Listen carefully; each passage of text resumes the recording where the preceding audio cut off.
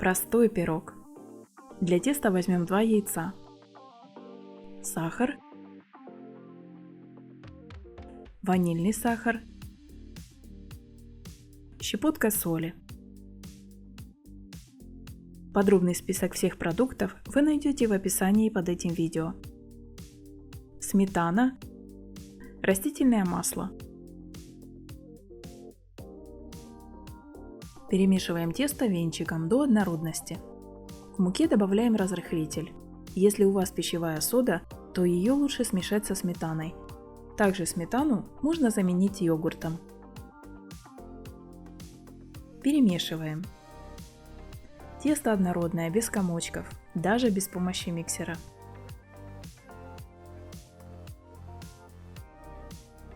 Отставляем тесто в сторону. Подготовим яблоки.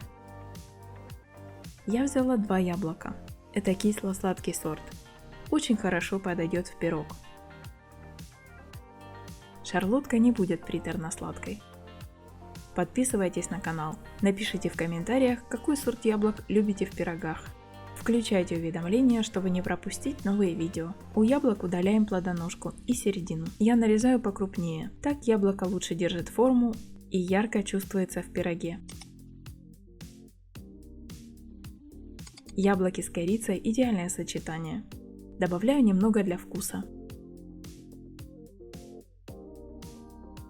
Тесто и яблоки соединяем. Сковороду смазываем сливочным маслом. Выкладываем будущий пирог на сковороду. И ставим на очень медленный огонь. Накрываем крышкой и готовим минут 20.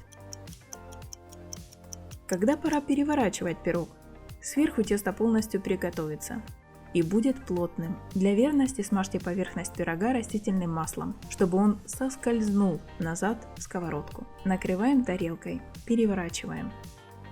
Снова накрываем крышкой и доготавливаем буквально 5-10 минут, также на медленном огне.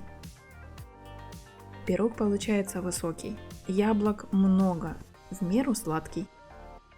А завтра можно приготовить похожий пирог на сковороде, но тесто уже на молоке. Оставлю вам рецепт в заставках к этому видео. А в описании под этим видео рецепт вкусных пончиков, торт с творожным кремом без выпечки и синнабоны с яблоками. До встречи в комментариях и следующих видео.